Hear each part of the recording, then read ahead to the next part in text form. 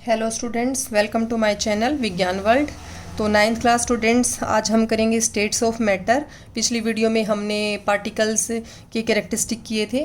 तो जो states of matter हैं वो कितनी होती हैं students? Solid, liquid and gas. कौन कौन सी स्टेट होती हैं मैटर की? Solid, liquid and gas. आप सभी को अच्छे से पता ही होगा। तो उसके बाद हम इनके कैरेक्टरिस्टिक करेंगे कि कैसे आप आइडेंटिफाई करेंगे सॉलिड, लिक्विड, गैस को, इनके क्या क्या कैरेक्टरिस्टिक हैं। तो सबसे पहला कैरेक्टरिस्टिक स्टूडेंट्स हम लेते हैं कि शेप। क्या लेंगे?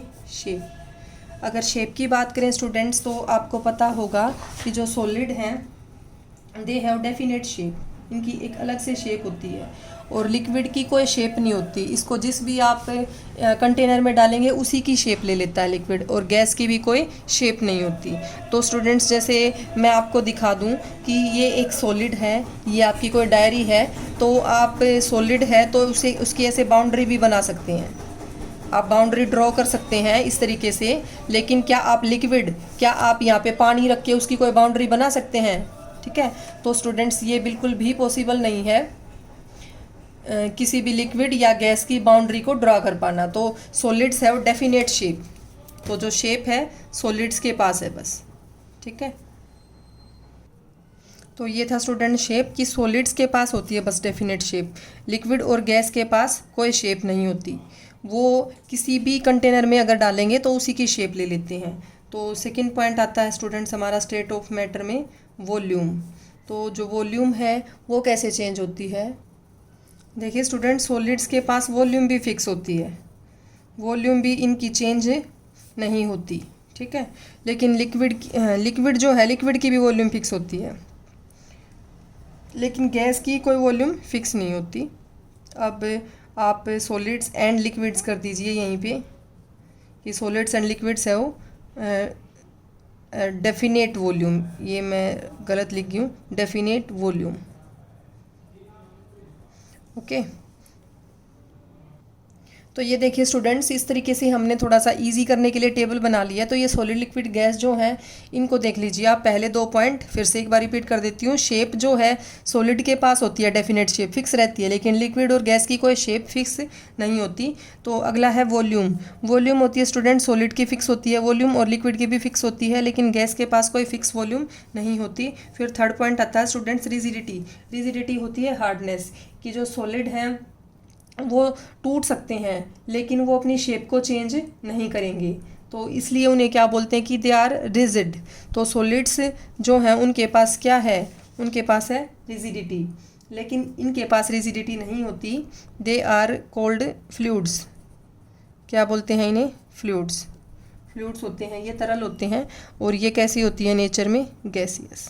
ये मतलब आप ये कह सकते हैं रिजिडिटी इनके पास भी नहीं होगी, इनके पास भी नहीं होगी, लेकिन ये हमने नेचर बता दिया इनका कि ये गैसियस है नेचर में और ये फ्लूइड्स हैं, लेकिन रिजिडिटी तो इनके पास नहीं होगी। तो रिजिडिटी क्या होती है स्टूडेंट्स? हार्डनेस। रिजिड हैं, टूट सकते हैं, लेकिन आपके ये कह लो ये नहीं होंगे, अपनी शेप वगैरह को चेंज नहीं करेंगे। तो उसके बाद आता है फोर्थ पॉइंट आएगा स्टूडेंट्स, डिफ्यूजन की एबिलिटी। तो डिफ्यूज़न की एबिलिटी की बात करें हम, डिफ्यूज़न आपको अच्छे से पता ही है क्या है। तो डिफ्यूज़न सबसे ज़्यादा किस में होता है? सबसे ज़्यादा होगा गैस में, फिर उसके बाद होगा लिक्विड में, और सबसे कम होगा सॉलिड्स में। तो सॉलिड्स में तो ना के बराबर डिफ्यूज़न होता है। और आप डिफ्यूज़न में ये समझ लीजिएगा कि जो लिक्विड्स हैं, लिक्विड्स में सॉलिड भी डिफ्यूज़ हो सकते हैं, लिक्विड में सॉलिड्स का भी डिफ्यूजन हो सकता है, और लिक्विड्स में गैसेस का भी डिफ्यूजन हो सकता है। ठीक है, जैसे मैंने आपको बताया था कि पानी में नमक या चीनी घोल रहे हैं, तो वो सॉलिड है नमक या चीनी, और पानी लिक्विड है, तो उसमें डिज़ोल्व हो रहा है, वो डिफ्यूजन हो रहा है। और आपने देखा होगा कि जो एक्वेटिक ऑर्गेनिजम्स हैं वो पानी में सांस लेते हैं, तो पानी में डिज़ोल्ड ऑक्सीजन भी होती है, H2O। जल में ऑक्सीजन भी होती है डिज़ोल्ड। तो ऑक्सीजन एक गैस है जो कि वाटर में डिज़ोल्ड है, तो गैस भी लिक्विड में डिफ्यूज़ कर सकती हैं, सॉलिड भी लिक्विड में ईजिली डिफ्यूज़ कर सकते हैं। तो लिक्विड्स में ऐसा क्यों है? क्योंकि लिक्विड्स के पार्टिकल्स के बीच में स्पेस है, फोर्स ऑफ अट्रैक्शन कोई बहुत ज़्यादा भी नहीं है और बहुत कम भी नहीं है। ठीक है, मीडिएट है, इंटरमीडिएट दोनों के बीच का है ये लिक्विड। तो solids and gases both can diffuse easily into the liquids, और जो डिफ्यूजन की कैपेसिटी है वो गैस में सबसे फास्ट होगी। ठीक है, तो ये था स्टूडेंट्स फोर्थ पॉइंट डिफ्यूजन। उसके बाद आता है पार्टिकल्स। ठीक है, जो पार्टिकल्स हैं स्टूडेंट्स, पार्टिकल्स के बीच में स्पेस की बात करें तो स्पेस पार्टिकल्स में गैस में सबसे ज़्यादा स्पेस होगा, फिर लिक्विड में, और फिर सबसे कम सॉलिड में। ठीक है, ये जो space between particles, space between particles है ये। ओके, और पार्टिकल्स के बीच में अट्रैक्टिव फोर्स की बात करें, अट्रैक्टिव फोर्सेस बिटवीन पार्टिकल्स, तो उसकी अगर हम बात करें तो वो किसके बीच में सबसे ज़्यादा होगा स्टूडेंट्स? अट्रैक्टिव फोर्स सॉलिड में सबसे ज़्यादा, फिर लिक्विड में, फिर गैस में। सबसे कम गैस में होगा फोर्सेस ऑफ अट्रैक्शन। अब इसकी वजह से अगर फ्लूइडिटी की हम बात करें, कौन सा बह जाता है? फ्लूइड है, तो जो सॉलिड्स हैं, सॉलिड्स में फ्लूइडिटी बिल्कुल नहीं होती, बहाव नहीं होता, ये बहते नहीं हैं। लेकिन लिक्विड बह जाते हैं, और जो लिक्विड्स हैं, लिक्विड्स का आपने देखा होगा टॉप टू बॉटम जाते हैं। ठीक है, ऊंचाई से नीचे की ओर, हाई टू लो एरियाज। ठीक है, लेकिन जो गैस है, गैस नीचे से ऊपर की ओर भी आ सकती है। पानी को आपने देखा होगा हमेशा जो ऊंचे जगह हैं उनसे लेके और निचली जगहों तक आता है पानी, लोअर एरियाज तक। लेकिन जो गैस है नीचे से ऊपर भी उठती हैं, तो गैस का ऐसा फिक्स नहीं है कि वो ऊपर से नीचे ही आएंगे। तो और सॉलिड्स की बात करें तो उसमें तो फ्लूइडिटी बिल्कुल भी नहीं होती। ठीक है, तो ये था आपका 7 पॉइंट हो गए। एक कंप्रेसिबिलिटी हम ले लेते हैं। कंप्रेसिबिलिटी होती है दबाना, किसको कितना दबाया जा सकता है, संपीड़ितता बोलते हैं इसको हिंदी में। तो किसको कितना दबाया जा सकता है। तो स्टूडेंट्स, जो कंप्रेसिबिलिटी है और वो सॉलिड्स में तो बिल्कुल नहीं होती। ऐसे दबा के उनकी कोई शेप नहीं बदल सकते कि ये पेन है, मान लो मैं इसे दबा के और इसको छोटा कर दूं, ऐसा बिल्कुल नहीं हो पाएगा। और लिक्विड में थोड़ी बहुत होती है कंप्रेसिबिलिटी की, थोड़ा बहुत दबा सकते हैं एक लेवल तक, क्योंकि पार्टिकल्स के बीच में थोड़ा बहुत स्पेस है, यहाँ तो ना के बराबर है। और गैस की कंप्रेसिबिलिटी सबसे ज़्यादा होती है। तो gases have higher compressibility in comparison to liquids and liquids have higher in comparison to solids। तो ये थे स्टूडेंट्स आपके 8 पॉइंट थे, या इनमें आप ये देख लीजिए, कंप्रेसिबिलिटी गैसेस की सबसे ज़्यादा है, लिक्विड की उससे कम, और सॉलिड की सबसे कम। इसको बिल्कुल नहीं दबाया जा सकता। ठीक है, तो ये थे आपके स्टूडेंट्स 8 पॉइंट। ये अगर बड़े क्वेश्चन भी आता है ज़्यादा मार्क्स का तो भी आप इजीली दे सकते हैं, और आप ज़्यादा करें तो 1 पॉइंट और बना लें, एग्जांपल्स दे दीजिएगा।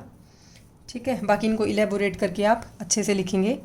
तो ये थी स्टूडेंट्स आपकी स्टेट्स ऑफ मैटर। अब जो ये कुछ पॉइंट्स दिए हुए हैं आपको, भाई शेप है, रिजिडिटी है, डिफ्यूज़न है, कंप्रेसिबिलिटी है, इनको हम कुछ एक्टिविटीज से अच्छे से क्लियर करेंगे, ढंग से समझेंगे। तो एक बार एक्टिविटीज़ को देखेंगे। ये देखिए स्टूडेंट्स की आपकी सॉलिड स्टेट की एक्टिविटी दी हुई है आपकी टेक्स्ट बुक में। ये कह रहे हैं कि आपने पेन, बुक, नीडल और एक वुडन स्टिक, ये 3-4 चीज़ें ले ली। पेन, बुक, नीडल और वुडन स्टिक, ये बोल रहे हैं इन सब की बाउंड्रीज बनाओ। तो स्टूडेंट्स मैंने आपको बताया था कि इस तरीके से रख के और हम बाउंड्री बना लेंगे। तो बाउंड्री बना लेंगे तो क्या पता चलता है इससे कि जो सॉलिड्स हैं फिक्स बाउंड्री रहेंगी, चाहे आप उसको कहीं पे ले जाके बाउंड्री बना लो। कोई भी एक पेन है, यहाँ हमने बाउंड्री बनाई, अपने स्कूल ले जाके इसकी बाउंड्री बना लो, तो वो वैसी ही शेप रहेगी, चेंज नहीं होगी। तो इससे पता चलता है कि इनकी डेफिनेट शेप होती है। फिर इसी एक्टिविटी में बता रहे हैं कि जो ये पेन, बुक, नीडल और वुडन स्टिक आपने ली है, हैमर से आप इनकी शेप चेंज करके देखिए। पुलिंग करें या ड्रॉप करें, गिरा दें या खींच के देखिए, तो क्या किसी की शेप चेंज होगी? बिल्कुल नहीं होगी स्टूडेंट्स। तो इससे पता चलता है कि इनकी डिस्टिंक्ट बाउंड्रीज हैं, फिक्स बाउंड्रीज होती हैं सॉलिड्स की। ठीक है, तो क्या और आगे पूछा हुआ है, are these capable of diffusing into each other, क्या उनकी एक दूसरे में डिफ्यूजन हो जाता है? तो डिफ्यूजन भी नहीं होगा स्टूडेंट्स, क्योंकि सॉलिड्स के पार्टिकल्स के बीच में स्पेस बहुत कम होता है। कम स्पेस है तो कम काइनेटिक एनर्जी होगी, मूव नहीं कर पाएंगे, और मूव नहीं कर पाएंगे तो डिफ्यूजन नहीं होगा। तो डिफ्यूजन भी नहीं होगा, और शेप भी फिक्स है, और वॉल्यूम भी फिक्स है। और आप इनका साइज चेंज करने की बात करें, शेप चेंज करने की, तो वो भी नहीं होगी। और लास्ट है कि try compressing them by applying force, की फोर्स लगा के आप उन्हें दबाने की कोशिश करो तो आप कंप्रेस भी नहीं कर सकते हैं, मतलब उनमें कंप्रेसिबिलिटी भी बहुत कम है। तो ये थी स्टूडेंट सॉलिड वाली एक्टिविटी।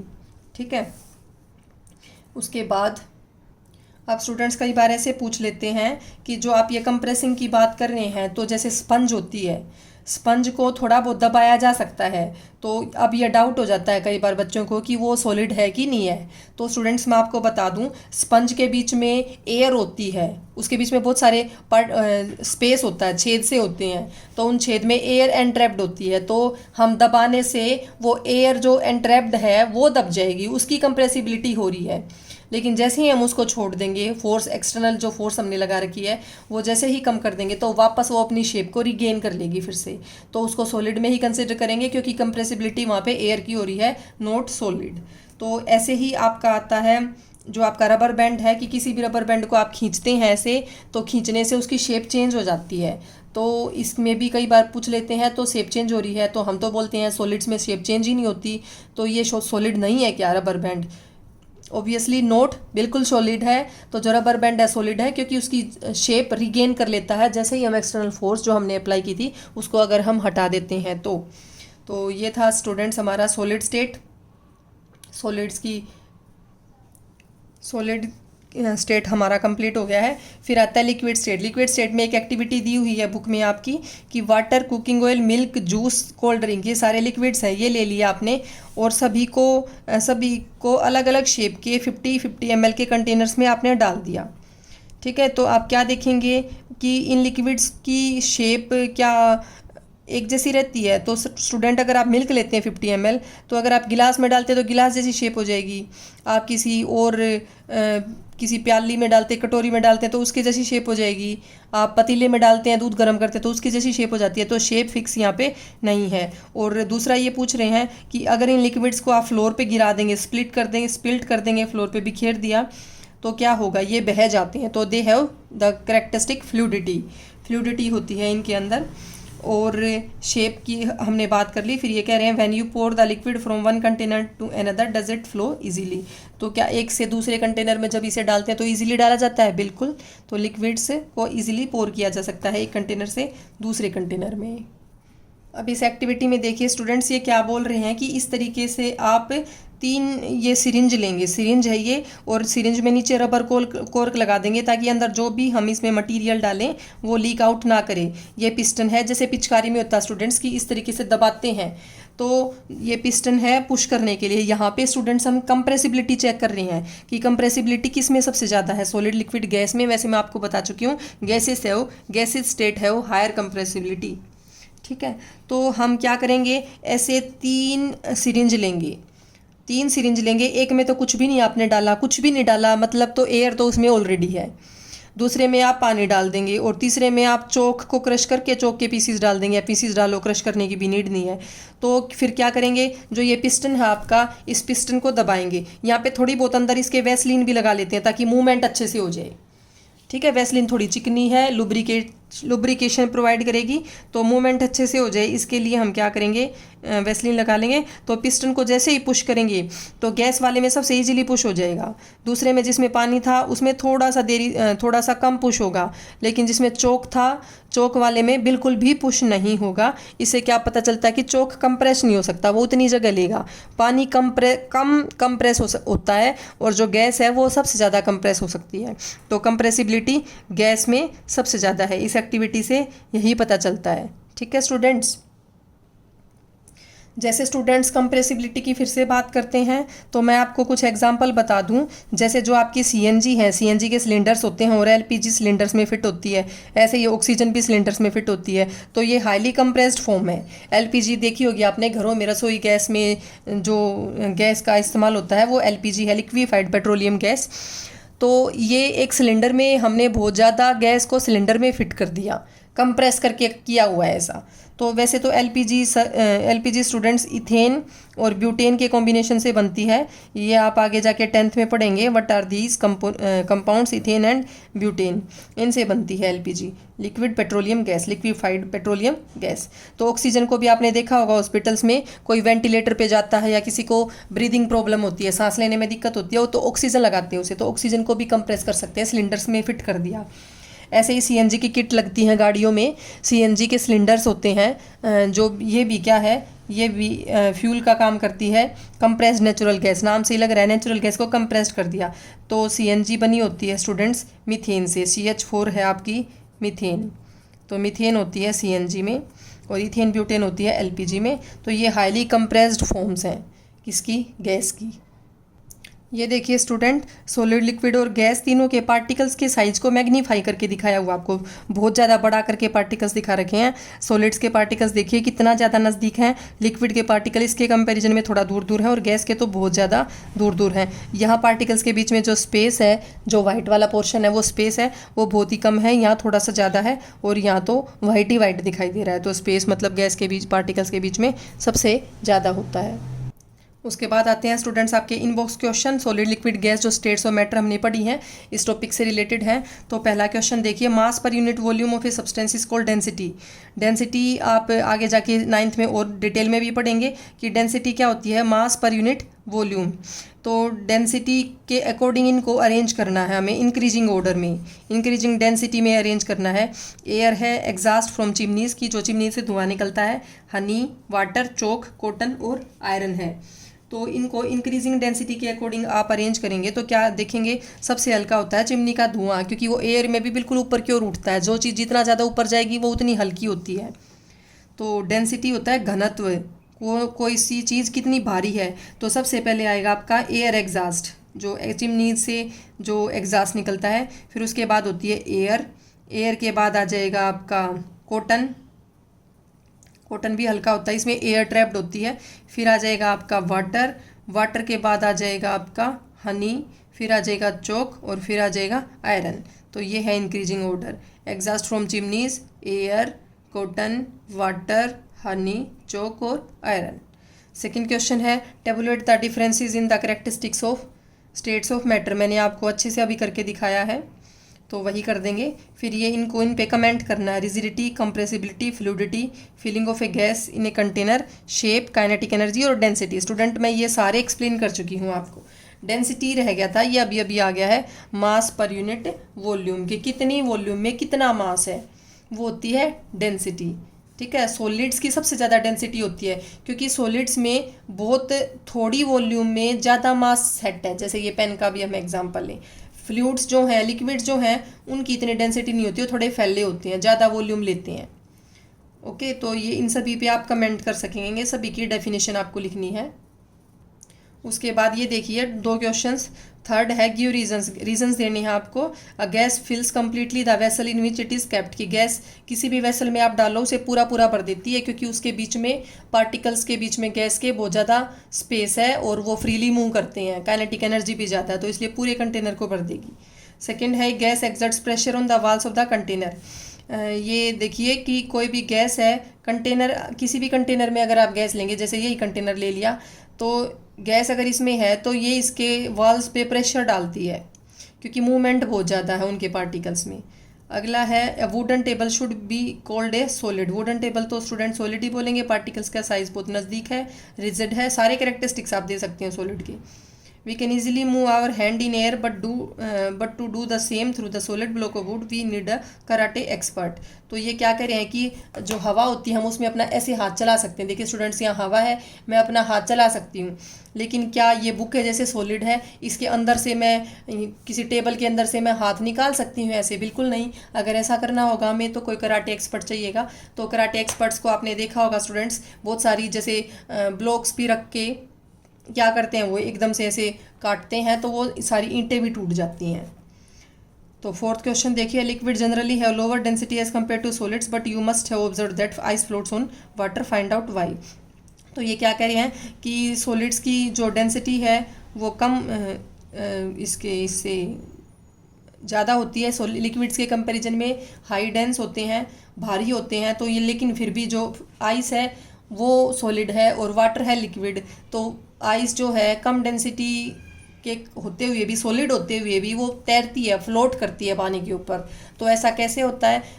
तो मैं ये आपको बता दूं स्टूडेंट्स की आगे आप बड़ी क्लासेज में जाएंगे डिटेल में, तो इसमें कि जो आइस है, आइस के बीच में हाइड्रोजन बॉन्डिंग होने की वजह से कुछ ऐसा हो जाता है कि जो उसके पार्टिकल्स है ना वो दूर दूर हो जाते हैं, एक यहाँ पार्टिकल्स तो एक यहाँ, उनके बीच में स्पेस ज़्यादा बन जाता है, स्पेस ज़्यादा बन जाता है तो उसमें एयर होती है, इस वजह से वो लो डेंस हो जाती है और हम क्या कहेंगे कि वो वाटर के ऊपर फ्लोट करती है। हाइड्रोजन बॉन्डिंग की वजह से पार्टिकल्स दूर दूर हो जाते हैं, ये बात आपको ध्यान रखनी है। तो ये था स्टूडेंट्स आपका 4th क्वेश्चन। हमारा आज का टॉपिक कंप्लीट हुआ, सॉलिड, लिक्विड और गैस। और मेरे चैनल को सब्सक्राइब जरूर कीजिएगा स्टूडेंट्स, अगर आपको एनसीईआरटी डीप में पढ़नी है, अच्छे से नॉलेज लेनी है, कोई पॉइंट आपको नहीं छोड़ना है, तो इसको सब्सक्राइब जरूर कीजिएगा।